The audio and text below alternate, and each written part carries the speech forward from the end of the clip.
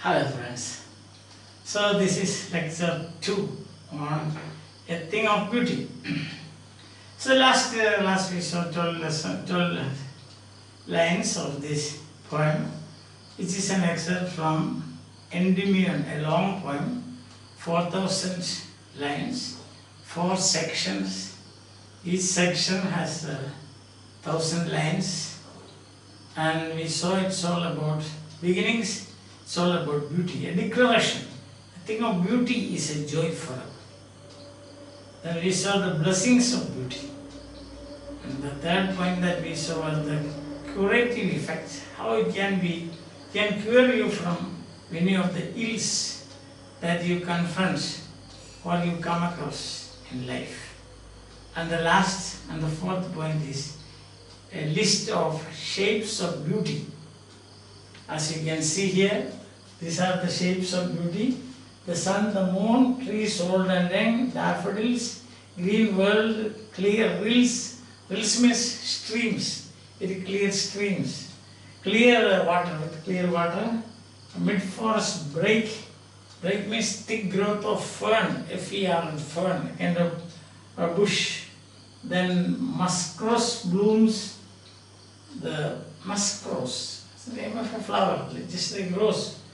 Then just as we have rose, musk rose, the dooms of the mighty dead, the ruins of the mighty dead, stories regarding that, lovely tales, means beautiful tales. So these are the things that will help you. The sun, for example, when you look the morning, bright sun, it enlivens your spirit. The moon, a moonlit night, so romantic, isn't it? So that makes you happy. The moon. Then you have got trees old and dead. Summer season, you know the great blessings of the trees, the blessings of the trees, cool shades, isn't it? Yes, under which you sit and talk. Daffodils, flowers, daffodils, a cluster of flowers, daffodils. Shakespeare's, that is, daffodils is famous in Shakespeare's, not Shakespeare, Wordsworth poems. Daffodils, which we don't have here, but in England they have, so that is daffodils. Then you have got green world. Green world is everywhere greenery, and also meadows and so on. That will make you have clear rills, clear stream, streams with clean and clear water, like tears. See that is. Then you have got mid-forest break. It's a thick growth of ferns. Looks very beautiful when you go in the middle of the forest. Musk rose blooms. Rose flower. Not exactly rose, our rose, but kind of flower that they have in England. Musk rose. Then dooms of mighty dead. How mighty people. Stories of the mighty people. How they, for example, reading Hamlet, reading Macbeth, reading Othello, reading King Lear.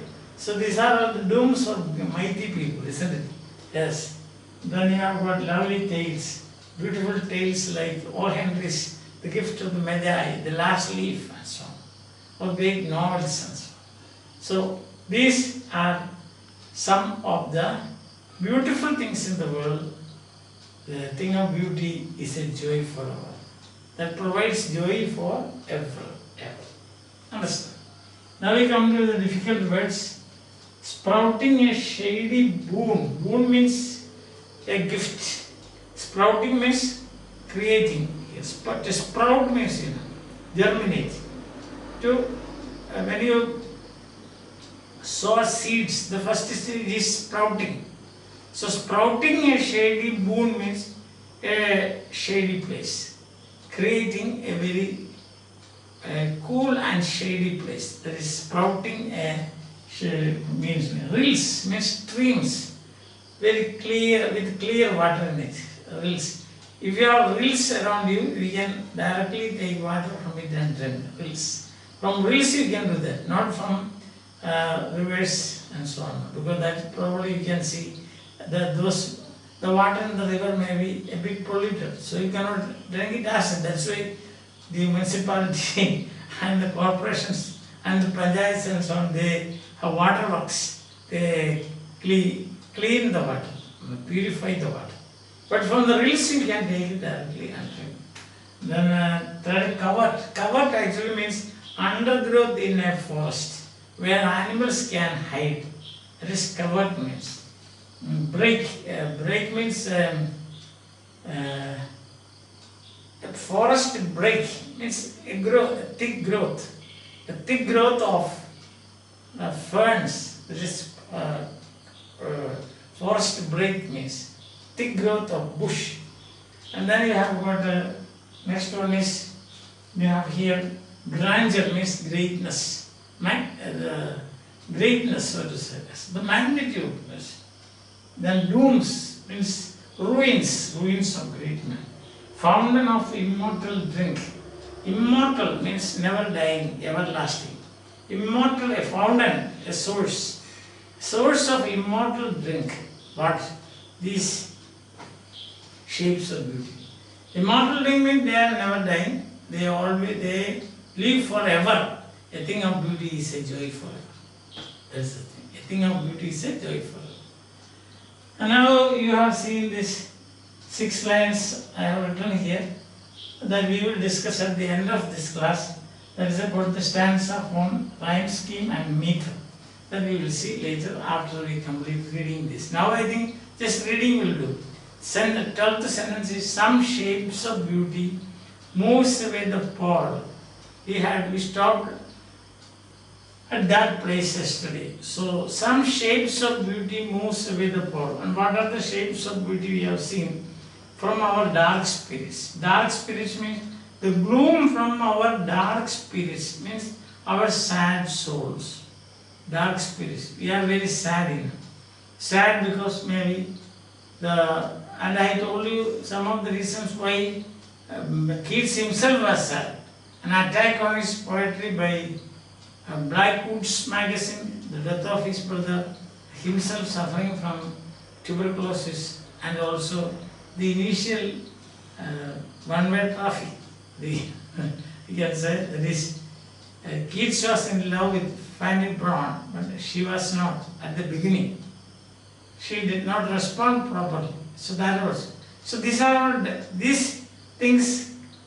You can say caused a dark spirit in his mind, and this can happen to everybody. A dark spirit. Dark spirits means you have got very sad situations. So the gloom of sad situations can be removed by looking at a thing of beauty, because a thing of beauty is a joy forever. Such now gives the shapes of beauty, such the sun, the moon, trees old and young, sprouting a shady boom. So creating a shady and cool place, and it is a gift, a boon. It is a gift. Gods give you boon, it is a gift. Like that, this is nature's gift. For simple sheep, so when there is a cool shady place, the simple sheep, innocent sheep, they can come and rest there. So that is looking at that situation where the sheep, they are cooling off under a shady place. That is also very beautiful. And such are the daffodils. With the green world they live in. So daffodils, and the background is the green world. This beautiful nature. Nature, so attractive, so lovely. So daffodils and the clean and the green world they live in. They means daffodils. And clear rills. And you can see streams with clear water, pure water, that for themselves a cooling cupboard make against a hot season. So when it's very hot, suppose you are walking along a forest or in a forest you are moving around, or you are going on a journey, you are hungry, you are thirsty. Suppose it is summer season and you want some water. You don't have bottled water those days. Now of course you buy bottled water and drink, thinking that it is the purest water in the world. So that is our assumption. And let the assumption, let us believe that what they supply, the drinking water that you get in bottles, these are very pure water. These are pure water, purest water, let us say. But those days, so this is 1818, this poem was first published. So at that day you cannot imagine of this pure water being sold in bottles. So the only way to satisfy your thirst is, to quench your thirst is, to go to a rill or a stream or a river and take some water and drink. So that is a cooling covered me. Covered, the word meaning is, I told you, thick undergrowth. But here cooling covered means a place. It provides a place for you to drink water when you are thirsty in summer season or in a hot season. Against a hot season, in summer season, the mid forest break, thick growth of ferns, that is break means bush, thick growth of bush, rich with sprinkling of fair muskrose blossom. Sprinkling means you can see plenty of them. Sprinkling. When you sprinkle water, what will happen? It will fall into, the drops will be, many drops will be falling around. You are sprinkling, then maybe one place there will be 100 drops of water. Exactly like that, here there is a sprinkling of muskrose blooms, the flowers, the blossoms of muskroses, which we don't have here. I haven't seen a muskrose, I have seen only roses. In England they have got muskrose. So John Keats is writing in that background, and therefore he says about muskrose. Understand?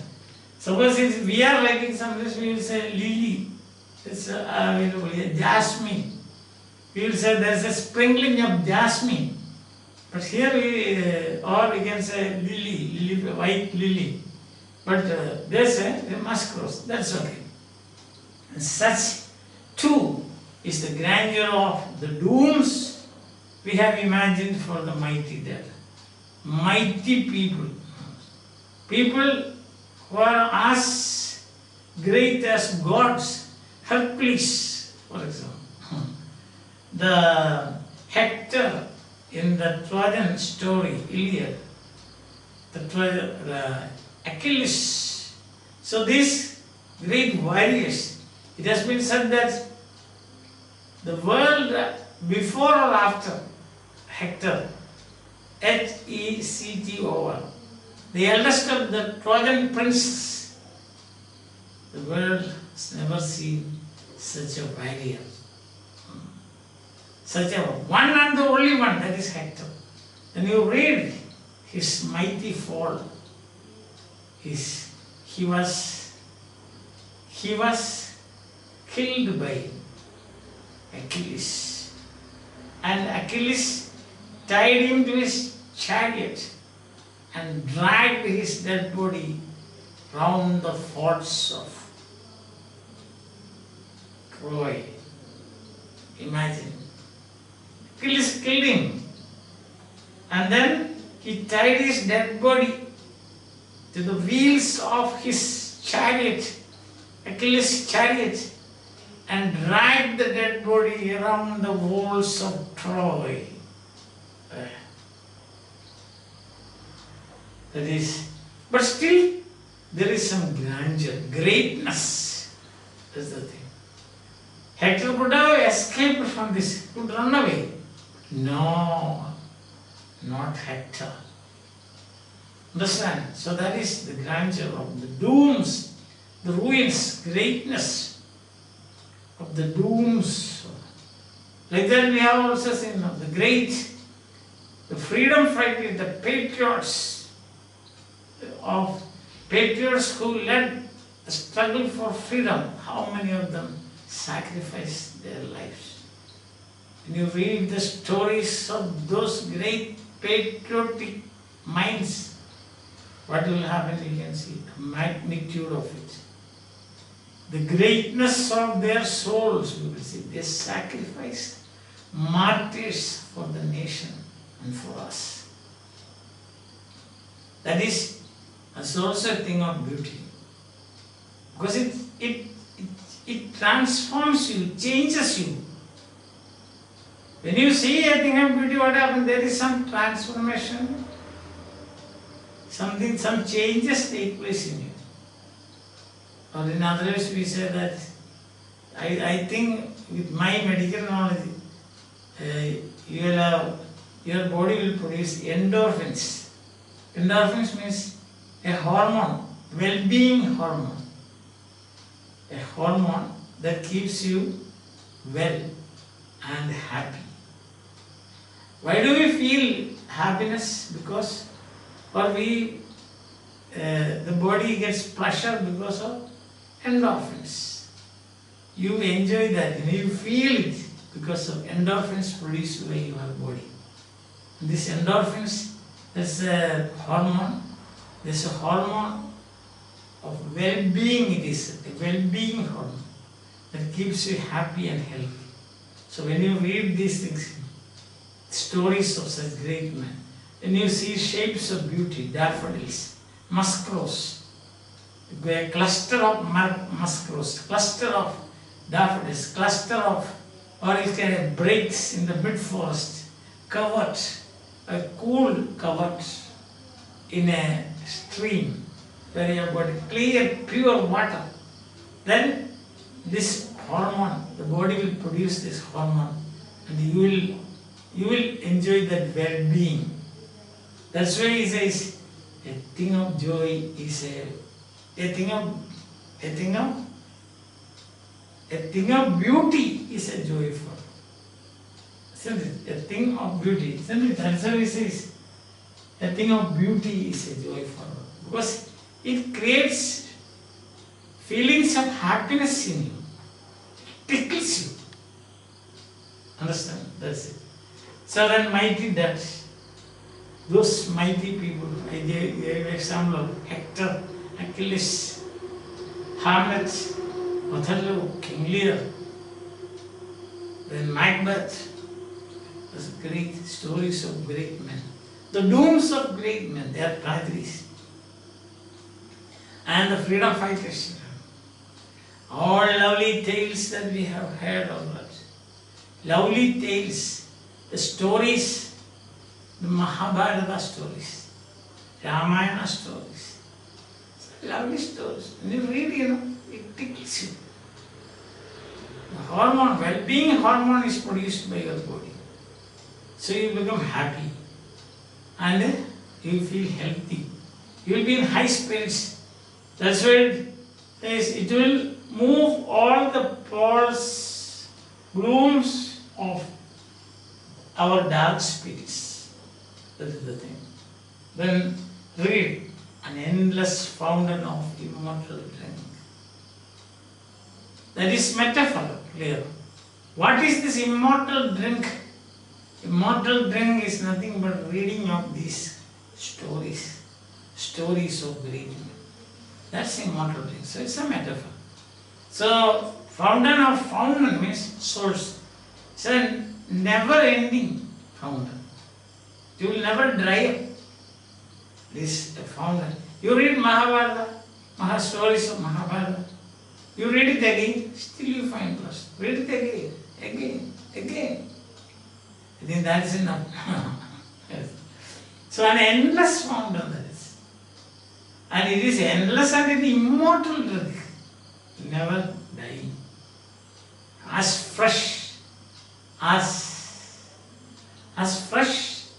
a Mayflower. Mayflower, that is, flowers in the month of May, they are very fresh because they are the products of the spring season. April and May. April with its showers, sweet showers, energizing the trees, plants. They produce flowers and fruits, buds, flowers and fruits. Seeing these, the birds will go on singing, opening their eyes, even at night. They cannot sleep, it's so beautiful. So here it is, endless fountain of immortal drink. This elixir, E-L-I-X-I-R, elixir, Amrit, elixir, pouring unto us from the heaven's brink. This endless fountain and the immortal drink is poured from the brink of heaven. Bring from heaven. That is part for the whole. Heaven's brink. That is synecdoche. Figure of speech, synecdoche. So, up to that we have come. Of course, it continues, but for us, this much is enough. We have tasted. So, I will read out. I think that it is very clear. I will just read these lines. Some shapes of beauty moves away the pall from our dark spirits, such as the sun, the moon, trees old and young, sprouting a shady boon, for example, for simple sheep, and such are daffodils with the green world they live in, and clear rills that for themselves cooling covert make against a hot season. The mid-forest brake, rich with sprinkling of fair musk-rose blooms. And such too is the grandeur of the dooms we have imagined for the mighty dead. All lovely tales that we have heard or read, an endless fountain of immortal drink pouring unto us from the heaven's brink. Why imagined for the mighty dead? Because when you read, your imagination will start creating the story in your own way. If you read 100 persons read Mahabharata, they take it in, the stories affect them in 100 ways. So each one imagines in his own way. Understand? That's why I said, imagine for the mighty dead. You read the stories of the mighty dead and you imagine. For example, I just now imagined and told you about from my imagination the tragic death of Hector and how he was killed and how he was, even his dead body was not given any respects, any tribute, but instead it was tied to the chariot of his rival, that is Achilles, and he drew the chariot, or he dragged the dead body by riding the chariot around the walls of Troy. Now those who hear this story, how? What would be your imagination? See that? What will be my imagination? What will be a third person say? Different ways you imagine. Same story, but it affects you differently. That's why it is imagined. I think now it is very clear to you. On the list here you can see the sun, the moon, the trees old and young, the daffodils, green world, clear rills, mid-forest break, musk-rose blooms, the dooms of mighty dead, and the lovely tales, etc. Lovely tales. If you read as you like it, much to do about nothing. These are all lovely. A Midsummer Night's Dream, or Prosperous Islands, The Tempest, and so on. They are lovely tales. Read and read and read, still you will think that these are fresh stories, which I have never read. That is what you call what the critics say, splendid stories. Understand? Perihipsis is perihipsis. That means sublime. That how to determine whether something is a piece of literature or any artwork is sublime. We will be attracted towards that, not once, not twice, not thrice, but many, many times. It remains an immortal drink. That is sublime.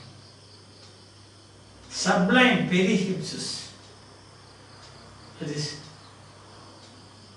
That is, of course, it's in a different language. Perihipsis. Greek it is perihipsis. In English we say sublime. Sublime. So when you say to assess whether or to judge whether a piece of work is sublime or not, you have to, this is the test whether you are going again and again like waves on the shore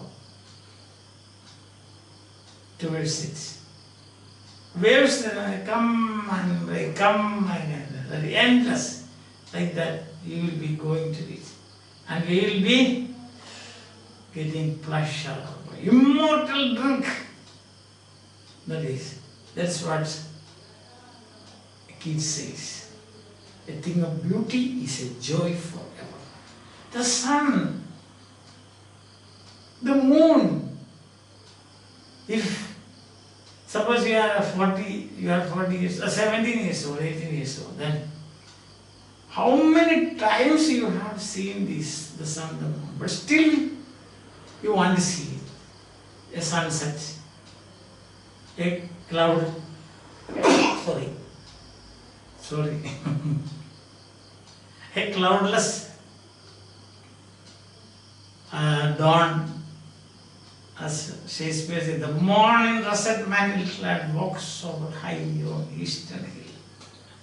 Such descriptions.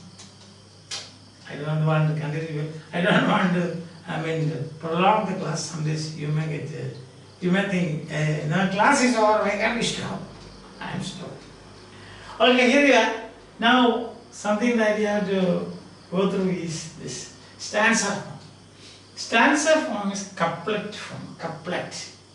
Couplet means two lines. Couplet.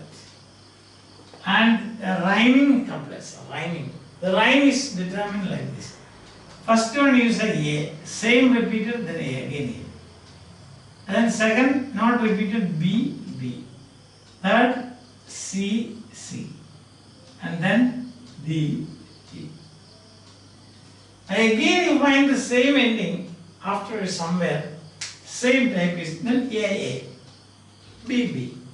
Or A, B. Such things can. That's how you determine rhyme. Okay.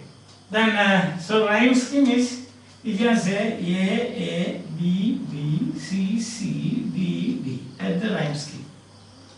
Meter. Meter means measurements. What is the measurement of the rhyme? Measurement is determined by stress. You can say in simple, I have taken about 15 or given about 15 or 16 lectures on this. Meter, stanza, meter. English meter, yeah, word most common is iambic. And the length is pentameter. It's 5 feet. Penta means 5. Pentagon, you have heard of pentagon.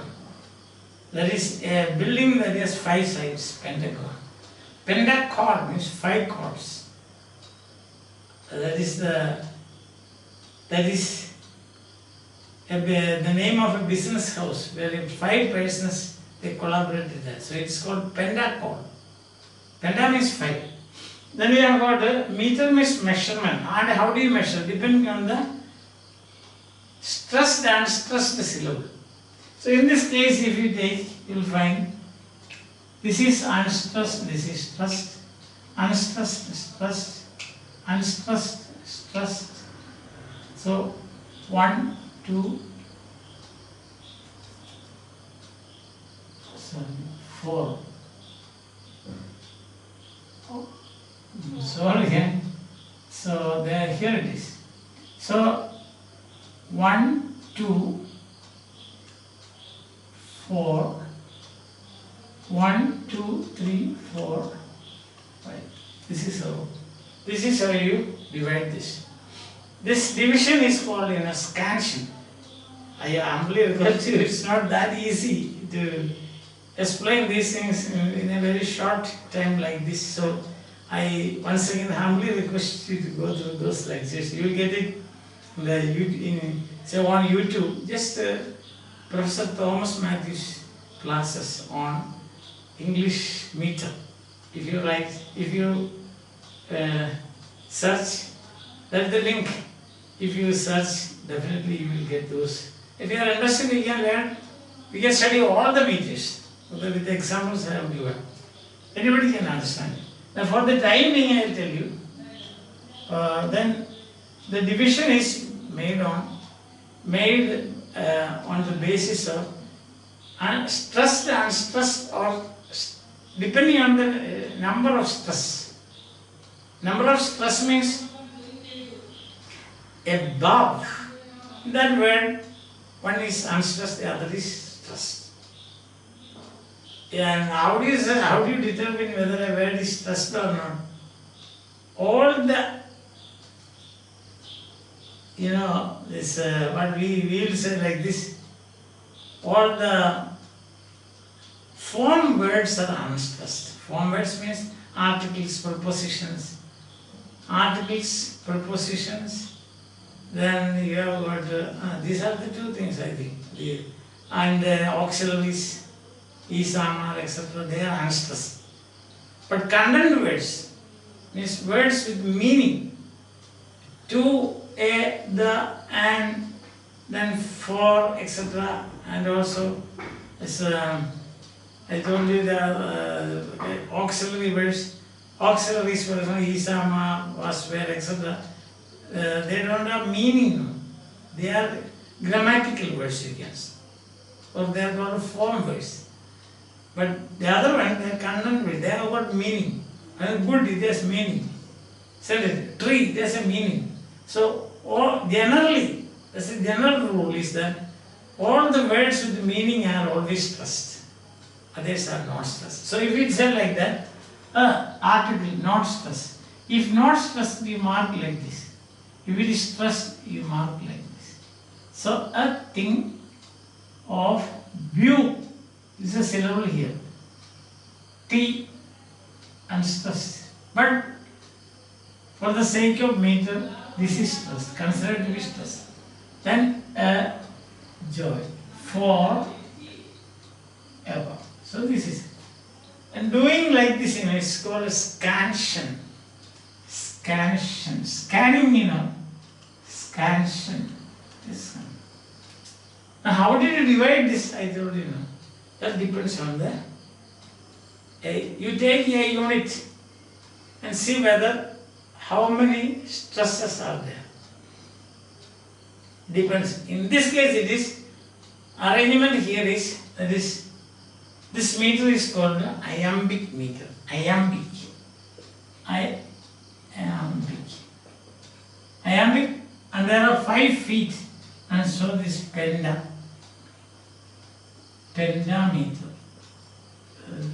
I don't know whether you are following or not, but in that case you would go through my lectures. I think that much for just to introduce you to that, sir. So you get a line like this. Then count the number of syllables. And then see how many syllables are there. Which are the syllables that are stressed. Then then see what kind of arrangement is that. In this case, the arrangement is unstressed, stressed, unstressed, stressed, like that. That is jumping. Like that. This meter is called marching meter. Is that? Marching is like that. Like this now. then like this, tap. Or you can say like this, the unstressed will be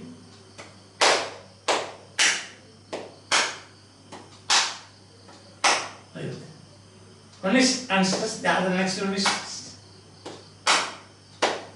Like that. Tat, tat, tat, tat, tat, tat, like that.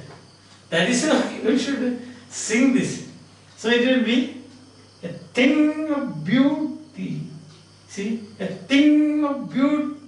A thing of beauty is a joy forever. A thing of beauty is a joy forever. A thing of beauty is a joy forever. This is how you should read and sing it.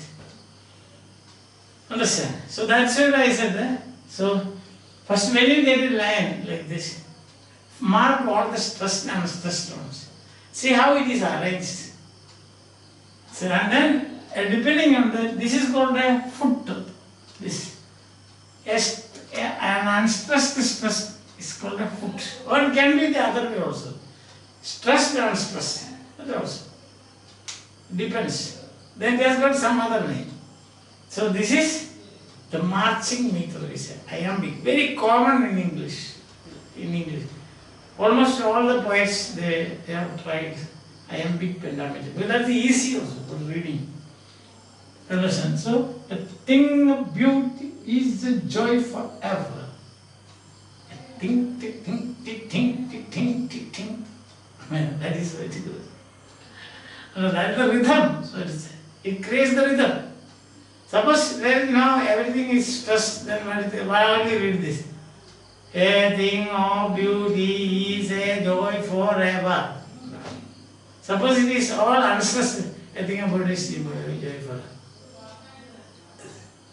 Length is important. That is, I think I have just what I should say, just introduce this to you. Anyhow, this is pentameter means there are 5 feet. A feet means a unit.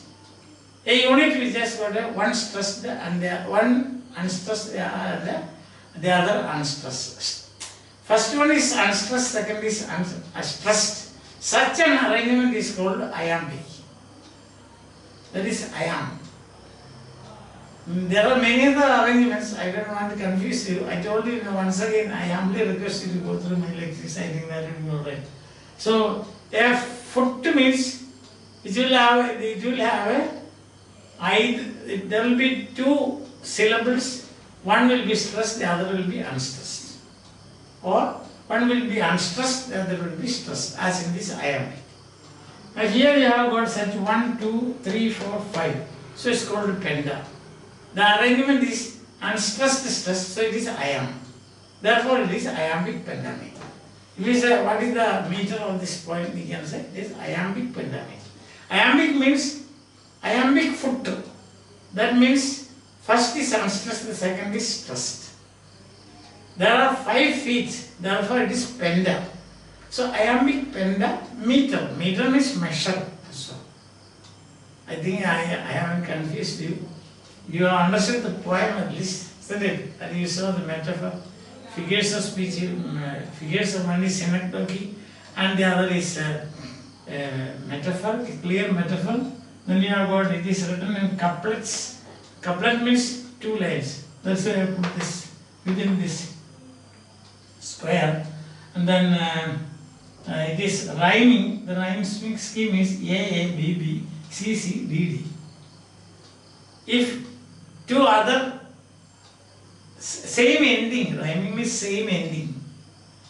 And again you have got another ending, then you will say boon, moon, boon. Then it will be E, you will say. E. Because there is no N ending here. No? So E it will be. Ball. Then F it will be. Because we don't have it.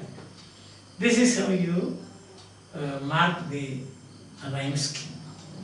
Okay. Hope that I haven't confused you and bored you. If I have confused, I am very sorry. Please forgive me. And then To get out of the confusion, once again I humbly request you to go through my lectures on English prosody, Prosody. And to understand it very clearly, you must have also an understanding of the stress pattern of English, which I have already told you.